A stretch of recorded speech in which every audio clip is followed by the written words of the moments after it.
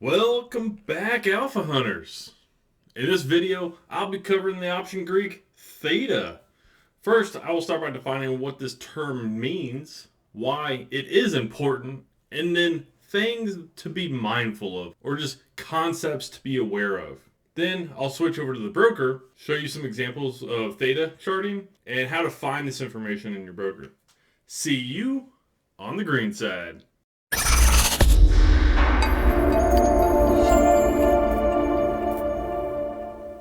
If you want to become master of options, you need to master the ways of the theta. By far, the most successful option traders consistently use theta to their advantage compared to any other option Greeks. So this topic you really want to understand, that way you aren't fighting the clock. If you have ever wondered, how does all that extrinsic value disappear by expiration? Theta is how, my friend. What theta represents is the expected loss of the option's value for a one-day passage of time. This is why many people reference theta as time decay, if you've heard that term. Theta is calculated roughly by dividing a -1 by days until expiration, then multiplying the extrinsic value of the option. Theta will always be displayed as a negative number or 0. Because of that -1. One day is going away. The two times you will see theta have a value of 0 or roughly 0 is when the option no longer has extrinsic value, or when the decay is so small it gets rounded to 0. The option's price change from theta doesn't happen overnight, or from market close to open, but ratably throughout the day.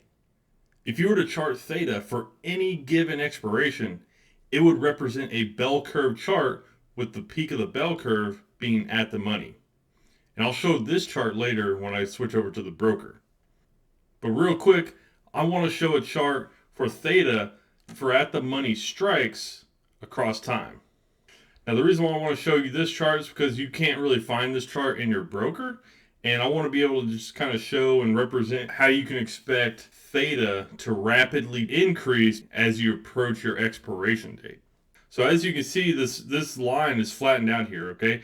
And the bottom of the chart here is days to expiration. I know you might not be able to see the days, but just know that there's more days the farther you go right along this chart. And so you can see the farther out in time you go, the flatter this line is. So there's not much value being lost per day from theta.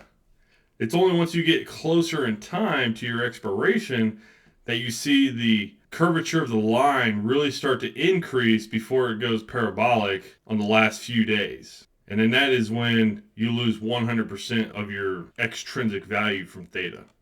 Okay, so I just want you to understand how this looks for an individual strike at the money and how theta impacts it.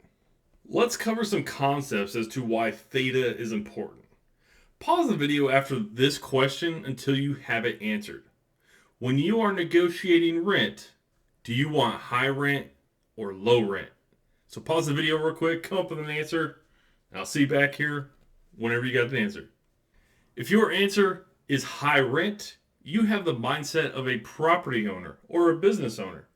If your answer is low rent, this is the mindset of a renter or a typical consumer.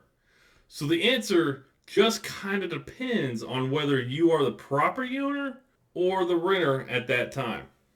If you are the renter, you want low rent.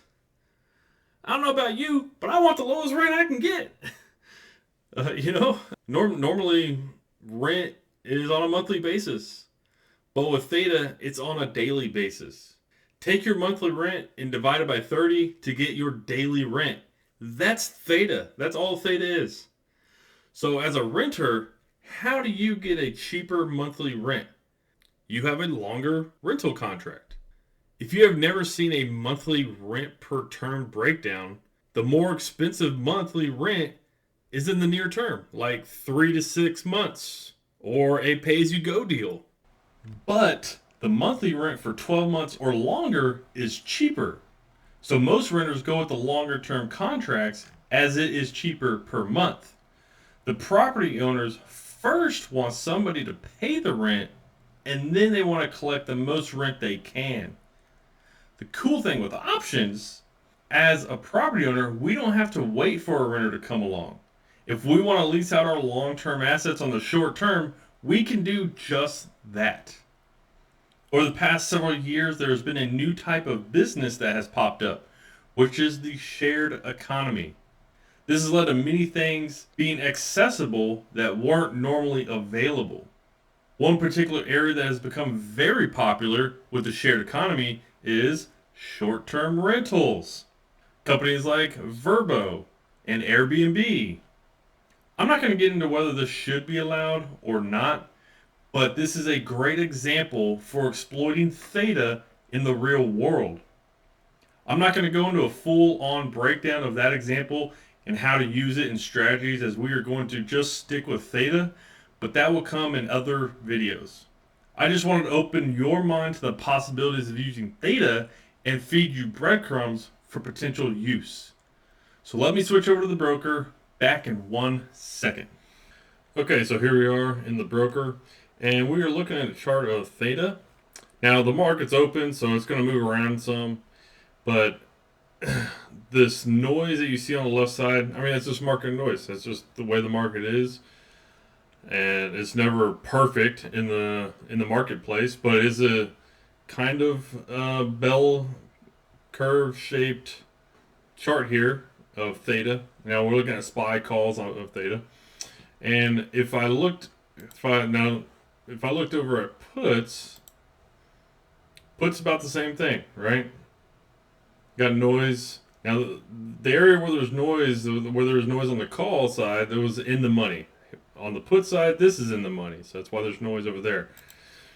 But you can kind of do away with that and just do out of the money options, and it looks a lot smoother. This is like how you will see other people kind of demonstrate it, because they'll just show you like a generic chart of theta. Yeah, I mean the market is it's dynamic, man. So there's always going to be some movement, and it's never going to be pretty.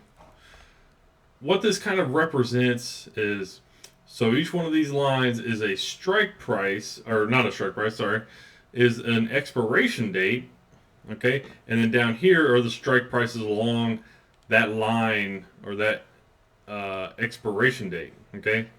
So that's why it's charted out. So you got the expirations down here, and then it corresponds to the values of theta that are on the left side, right? So theta is always going to be between 0 and whatever negative number it'll go to, but it'll always be on the negative side of 0. So we can see right here, this is, we're on, what, December 12th? Or no, December 9th. And so tomorrow is December 10th. That is that line, okay? So if I were to turn them all off, and we'll just put up December 10th, that is this line. That's how it looks, all right?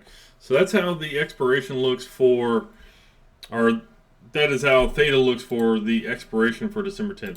Now we can go a little bit further out. It looks a little bit smoother, right? It looks a little bit more smooth. So let me turn all these back on, and I'm going to show you another neat little thing, another way you can look at theta right now. So we got this lined up. We got extrinsic value on bottom here. We got theta on top.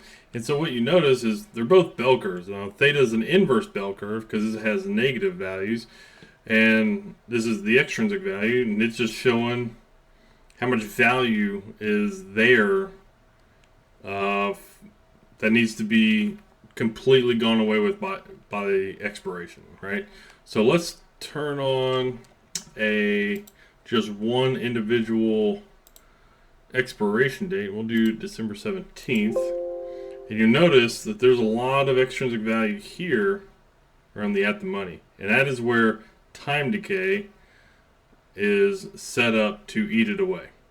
Okay? So that's why you have this huge amount of extrinsic value here. So that's why you get the huge amount of spike of theta here to eat that all that extrinsic value away. Okay? So that's what kind of the relationship is for theta and extrinsic value.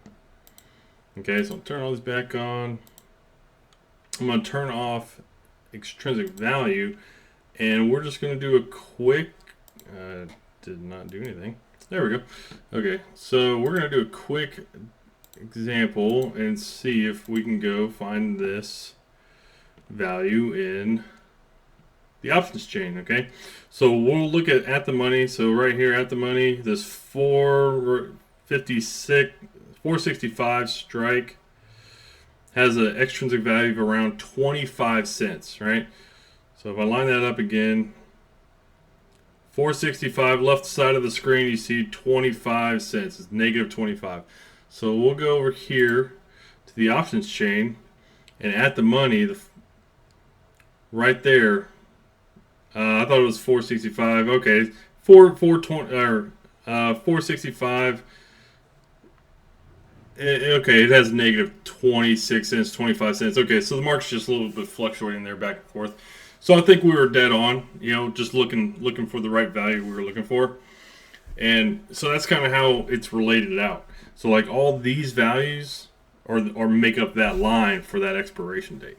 Okay, so another way to kind of, as you're looking at this options chain area, okay, you got delta, gamma. We're not looking at those two. We're just looking at theta, right? That was the negative 25, 26 that we're looking at. Don't worry about vega. We got option prices right here. Now the strike here, now that's the call side, and this is the put side. Now with strikes here, as they go up on the screen, they actually go down in strike prices. But on the put side, you got delta, gamma, and then theta here in this column. So that's where you want to look for theta and then vega. Okay, so we'll look at just like their relationship. So how you want to look at this, and if you want to get an idea of how much of an options price will be decaying away over a day or so, well, let's look at a ratio. Okay, so let's say the market's currently trading at 468 roughly at the money. 468 is at the money. Okay, so let's look at a $5 in the money call, 463. So let's take this negative 0.25 and divide that by the price of the options, 742. And we get a roughly 3% decrease in value for that option day over day. So by the time we get to tomorrow, it should be roughly a 3% decrease in value. What about this at the money, the 468? Okay, so let's take that one. So let's take minus 0.25 divided by 3.94. And that's roughly a 6% decrease in value. What about $5 out of the money? This is 473 strike. Okay, so let's look at that. So you got a negative 0.19. Divide that by 0.16. And that's about a 12% decrease in value. So you kind of see how, even though like these have more decay price-wise, these actually decay at a faster percentage. Okay? So it's just something to kind of, the relationship and just kind of to be aware of. Okay? Now, if you wanted to understand or have an expectation of what the price should be tomorrow, what you can do is take this theta value and subtract it out of the ask or out of the option price. Okay, so let's take $1.60 and we'll take out that 19 cents. So $1.60 minus 0.19, and tomorrow, roughly this time tomorrow, it should be worth about $1.41. $1.41. Okay. What about this at the money call option? So 4.01. Take out that 25 cents. It should be worth roughly $3.76. Okay, and then what about that 363 call? Well, let's look at the 748 minus 0.25.